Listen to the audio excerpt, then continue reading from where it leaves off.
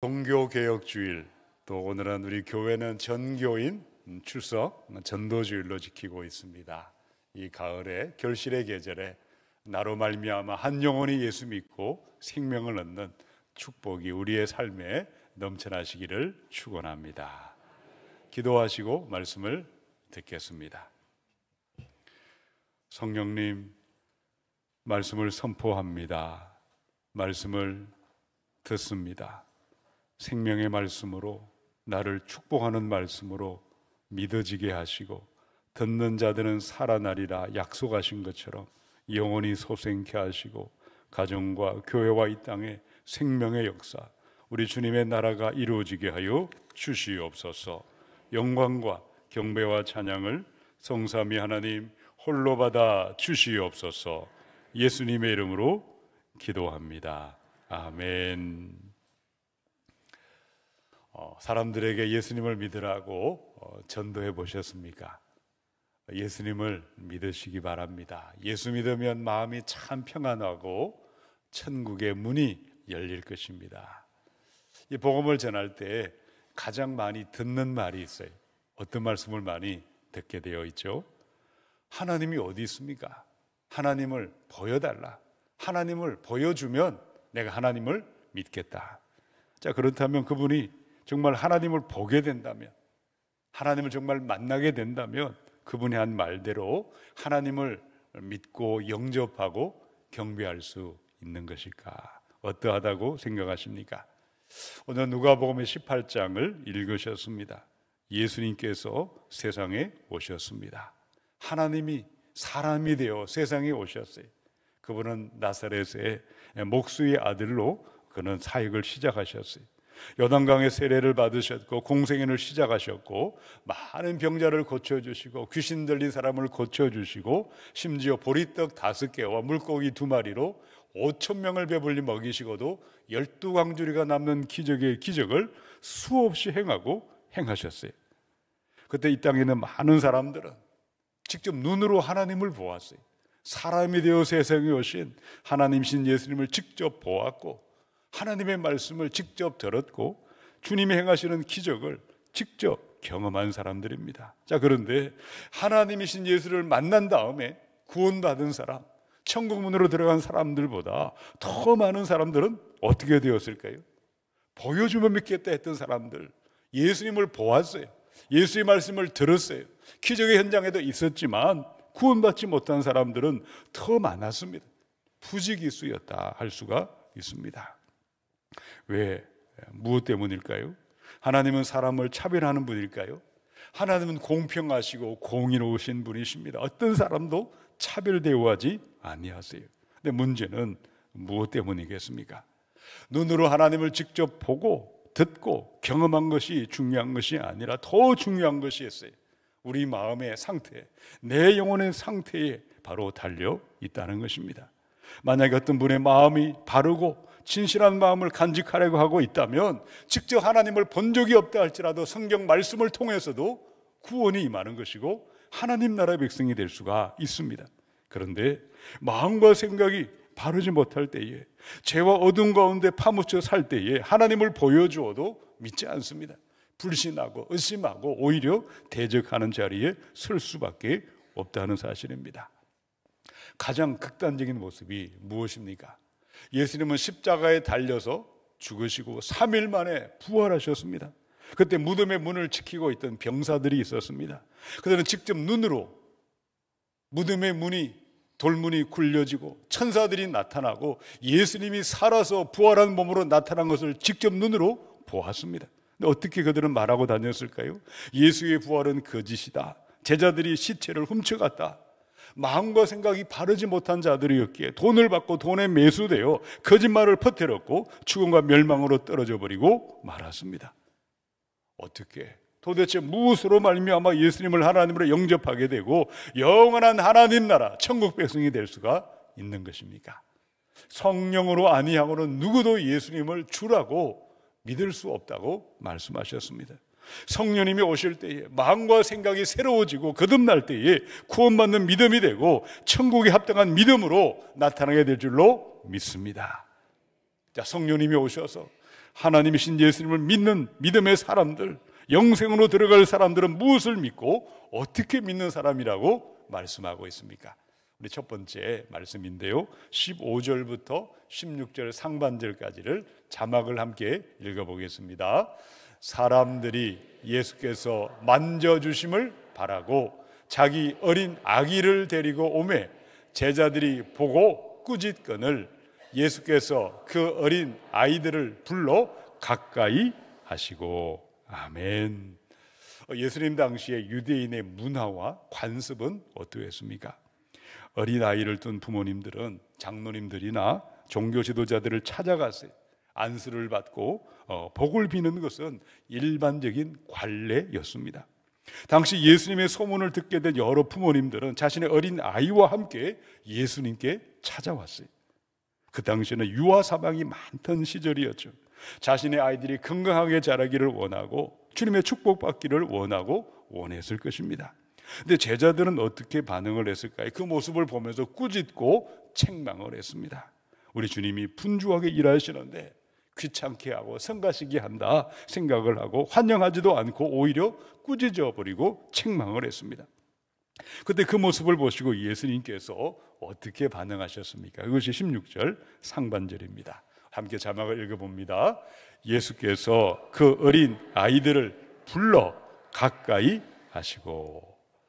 세상은 힘없는 어린아이나 여자나 가난한 사람들 어떻게 대접합니까? 당시의 세상은 남자는 숫자에 포함이 되었는데 아이들이나 여인들은 숫자에도 포함되지 못했습니다.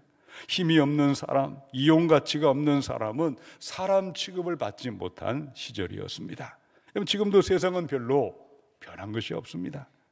2000년 전에 비하면 인권은 더욱더 신장되었고 남녀 평등은 강조되고 있지만 여전히 이 세상은 어떠합니까? 힘 있는 사람, 권력을 가진 사람, 돈 많은 사람 환영합니다. 박수 쳐주고 환대하지만 힘이 없는 어린아이들, 여인들, 약한 사람들은 함부로 무리하게 대하는 세상이지 않습니까? 그런데 예수님은 어떤 분이실까요? 왜 세상에 오셨고 어떤 사람이 주님을 영접하고 천국 백성으로 하나님 나라에 들어갈 수가 있는 것일까요? 예수님은 어린아이들을 부르셨어요. 그 아이들을 가까이 오게 하셨어요.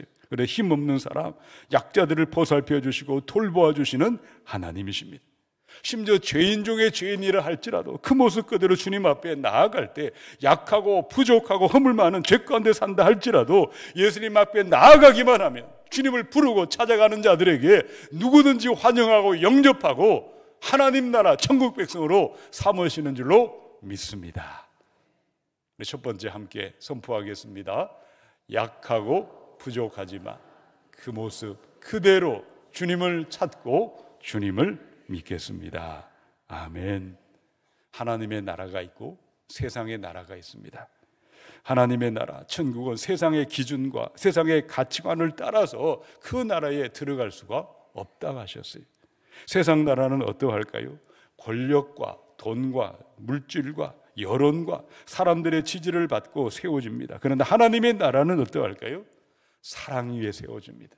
거룩함과 성결함과 순전함과 순수함과 고귀한 가치 위에 하나님의 나라는 세워지는 것입니다. 하나님은 하나님 나라 천국에 들어가는 유일한 조건에 대해서 분명하게 말씀하셨어요. 요한복음 3장 함께 선포합니다. 하나님이 세상을 이처럼 사랑하사 독생자를 주셨으니 이는 그를 믿는 자마다 멸망하지 않고 영생을 얻게 하려 하심이라. 아멘. 예수 그리스도를 구원의 하나님으로 믿으시기 바랍니다. 하나님의 사랑을 그대로 받아들이시고 예수님 앞에 그 모습 그대로 나아가시기 바랍니다. 누구나 하나님은 환영하시고 천국 백성 삼으시고 영원한 구원의 문이 열리게 됨을 믿습니다. 마태복음 11장에는 수고하고 무거운 짐진 자들아 다 내게로 오라 내가 너희를 쉬게 하리라. 구원의 길은 자신의 선행이나 노력이나 공로나 어떤 자격을 내세워서 천국 문은 열리지 않는다고 하셨어요. 수고하고 무거운 세상의 죄짐을 지고 힘들고 어려운 그 상태 그대로 예수님은 이 모든 죄짐을 십자가에서 다 처리하시고 해결해 주셨음을 믿으시고 주님 앞에 그대로 나아가시기 바랍니다. 엄마 품에 안긴 어린 아기들이 자신의 약한 모습 그대로, 부족한 모습 그대로 나아갔을 때 하나님 그들을 환영하시고 천국 백성 삼으신 것처럼 반드시 구원의 문이 열리게 되어 있는 것입니다.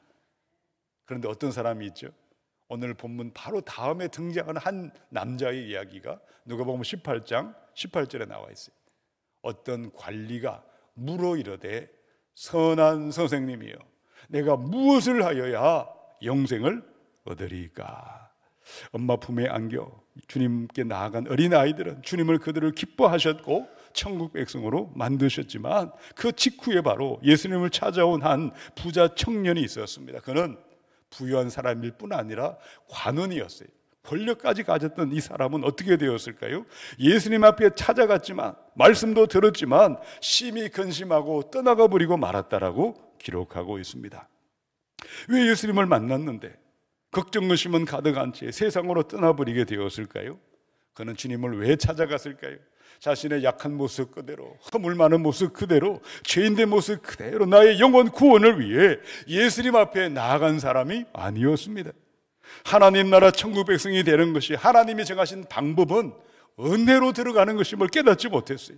세상의 방식대로 돈이나 권력이나 행위로 그는 천국 갈 수 있다는 잘못된 믿음을 가지고 살았기 때문이었습니다. 마가복음 5장에 보시면 예수께서 이르시되 딸아 내 믿음이 너를 구원하였으니 평안히 가라 내 병에서 놓여 건강할지어다.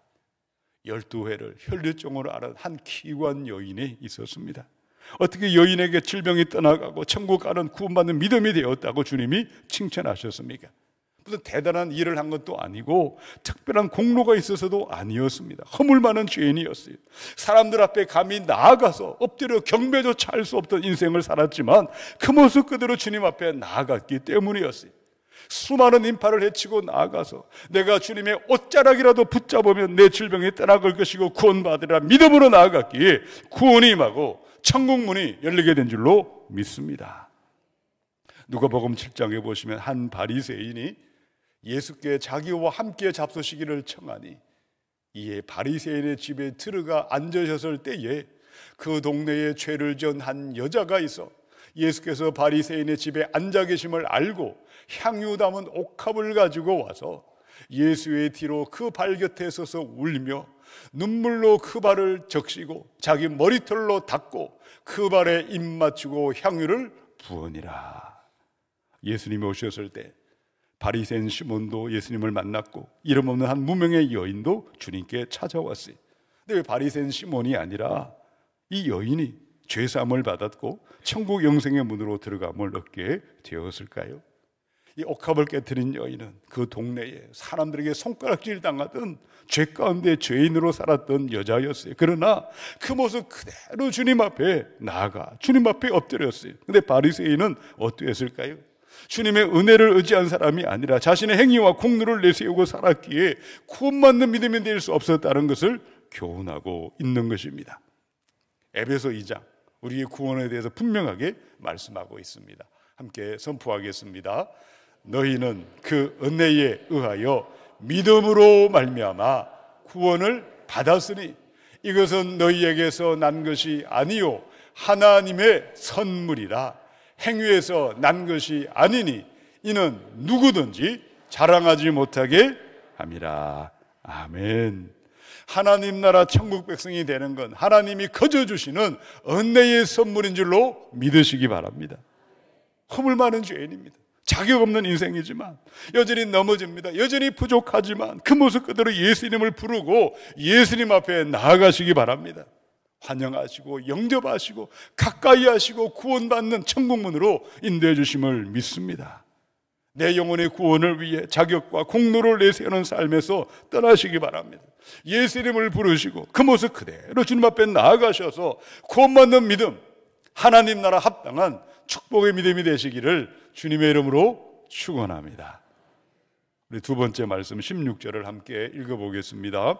예수께서 그 어린 아이들을 불러 가까이 하시고 이르시되 어린 아이들이 내게 오는 것을 용납하고 금하지 말라. 하나님의 나라가 이런 자의 것이니라. 아멘. 이 세상의 나라는 돈과 기술과 정보를 가진 사람, 힘과 권력을 가진 사람들이 많은 영향력을 행사합니다. 세상의 가치관, 세상의 방식대로 세상의 나라는 세워지고 때가 되면 또 다른 권력이 일어나고 또 사라지며 끝없이 반복되고 있지만, 하나님의 나라는 어떠할까요? 어떤 기준과 어떤 가치관 위에 하나님의 나라가 세워지고 천국 백성이 되어서 영광 가운데 들어갈 수가 있는 것입니까? 예수님은 어린아이들을 환영하시고 영접하신 다음에 회중들을 향해서 충격적인 말씀을 선포하셨어요. 16절 하반절입니다. 함께 자막을 읽겠습니다. 어린 아이들이 내게 오는 것을 용납하고 금하지 말라. 하나님의 나라가 이런 자의 것이니라. 아멘. 여러분, 하나님 나라에 천국에 들어가려면 어떻게 해야 한다고 말씀하셨습니까?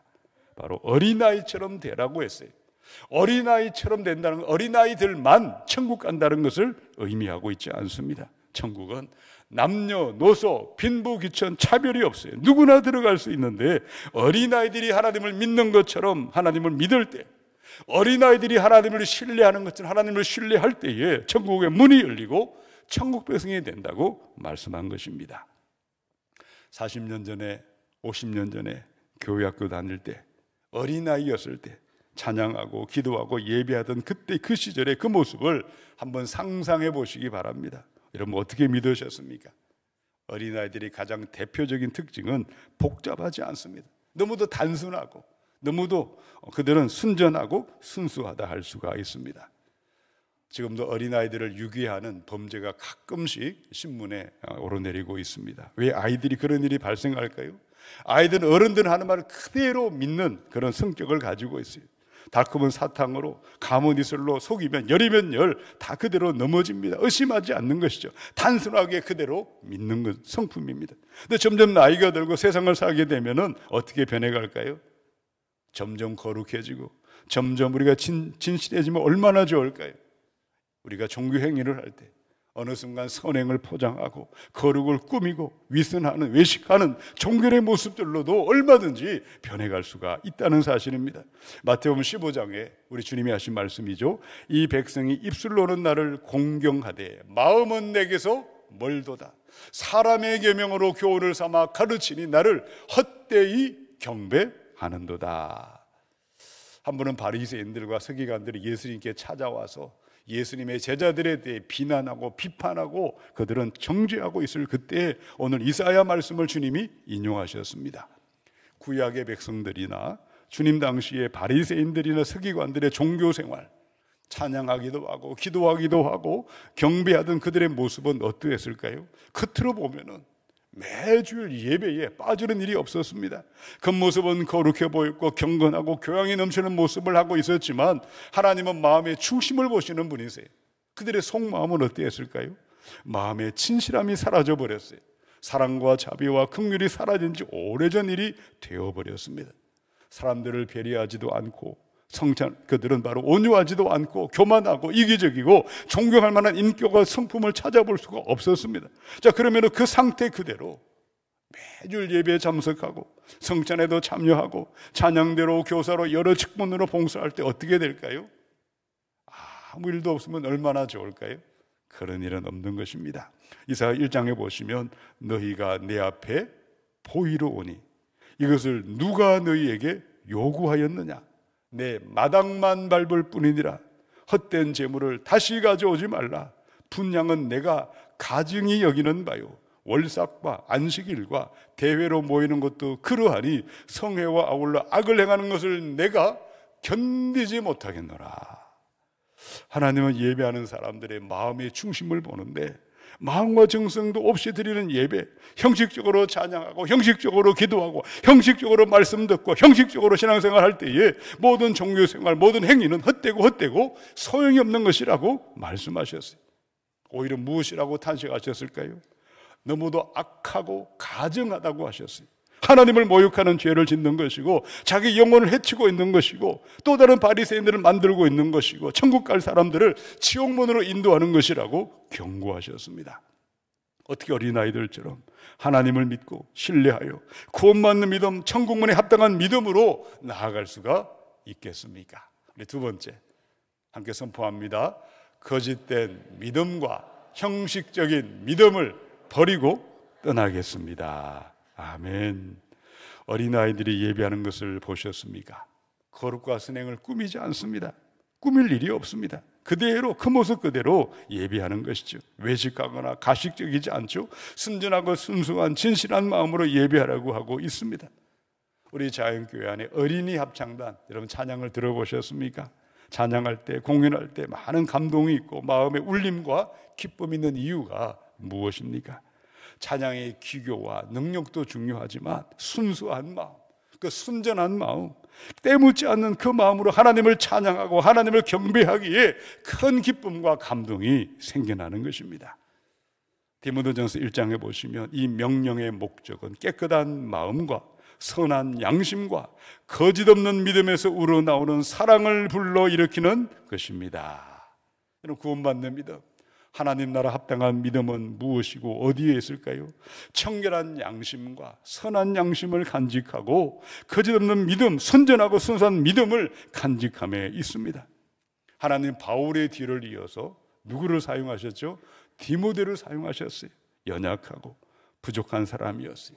능력이 출중하지도 않았고 재능도 탁월하지도 아니했지만 그는 하나님 보시기에 선한 양심을 가진 거짓없는 믿음의 사람이었기에 그를 통해서 하나님의 나라 역사를 계속해서 하나님께서 행하신 것입니다.